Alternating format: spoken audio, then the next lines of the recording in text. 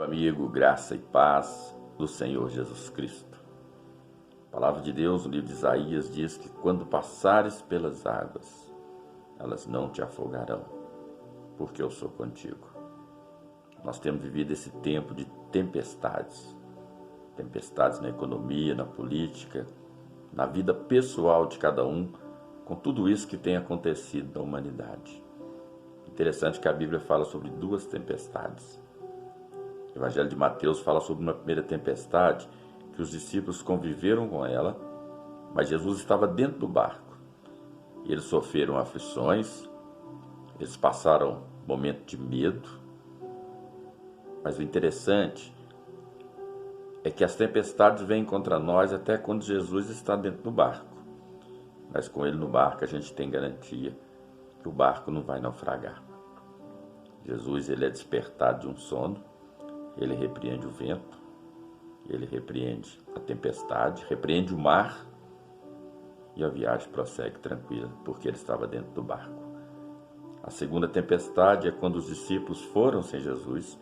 Jesus os obrigou que entrasse no barco e fosse viajar. Eles não indagaram nada com Jesus. Eles sentiram autocapacitado de comandar o barco. E a Bíblia diz que quando estava no meio do mar, houve uma tempestade contra aquele barco. Na primeira vigília da noite, às 18 horas, os discípulos não clamaram Jesus. Na segunda vigília da noite, às 21 horas, eles também não clamaram pelo nome de Jesus. Já estavam se sentindo acostumados com Jesus fora do barco. Na terceira vigília, às 0 hora, o barco estava quase naufragando e eles não clamaram Jesus.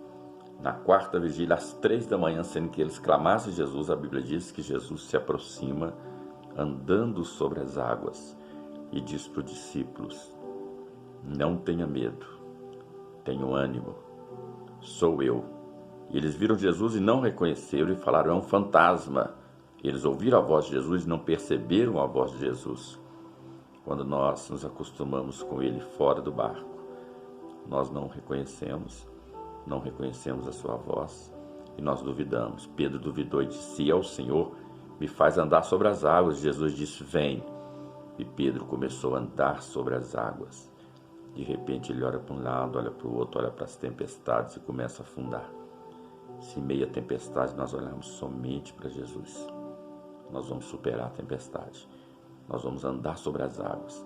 Jesus o toma pela mão, o levanta, o coloca dentro do barco e a tempestade se acalma. E o barco continua a viagem segura.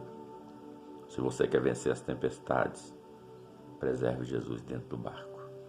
Porque quando elas vierem, você vai sentir o peso da tempestade, você vai sentir o medo da tempestade, você pode sentir o pavor da tempestade, mas o seu barco não vai naufragar. E outra pergunta: se Jesus está dentro do seu barco, tem lugar para mais alguém aí dentro? Ou não? Só você e Jesus. É um barco exclusivo seu. Costumo dizer que as pessoas estão construindo na religiosidade o barco do preconceito, o barco da arrogância, o barco de achar que são espirituais demais. E tem muita gente querendo entrar no barco porque está passando por uma tempestade e não sabe onde encontrar socorro.